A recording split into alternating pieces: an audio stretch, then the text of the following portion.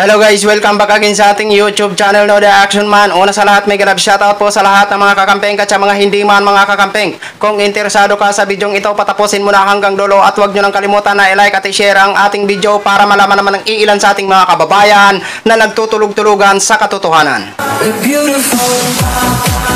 So muli naman nagbabalik ang nag-iisa nyong host na si The Action Man para magbigay ng komentaryo at reaction sa mga mainit ng issue ng bayan.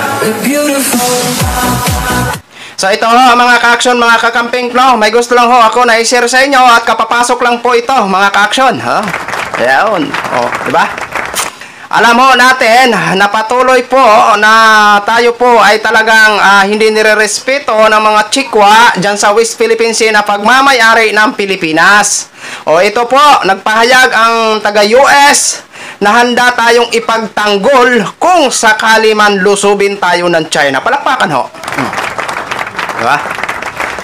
Gaya ho ng mga sabi ko sa mga past video ko, anuman ang mangyari, umanib man ang administrasyong Marcos o hindi sa mga taga-US, wala ho silang magagawa kung makikialam ang US kung sakaling lulusubin ho tayo ng mga Chinese.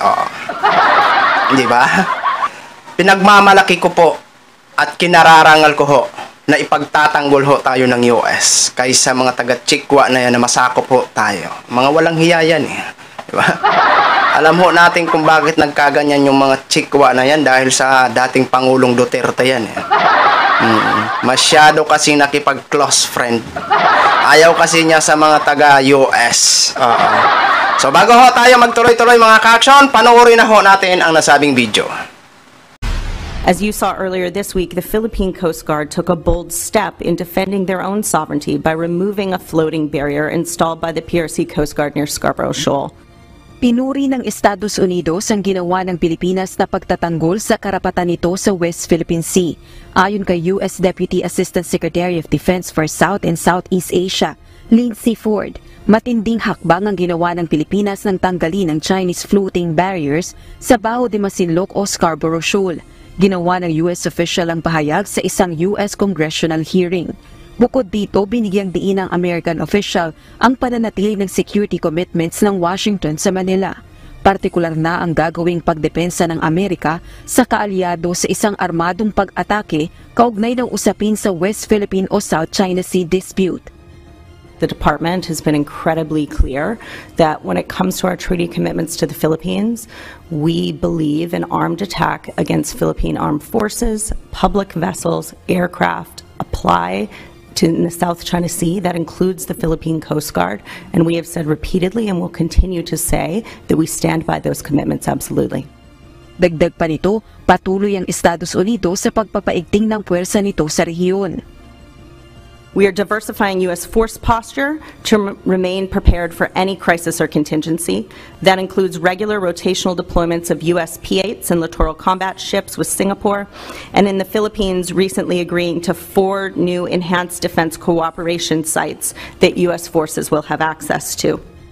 Sa utos ni Pangulong Ferdinand Bongbong Marcos Jr., tinanggal ng Philippine Coast Guard ang boya na inilagay ng China Coast Guard sa Baho de Masinloc na bahagi ng teritoryo ng Pilipinas.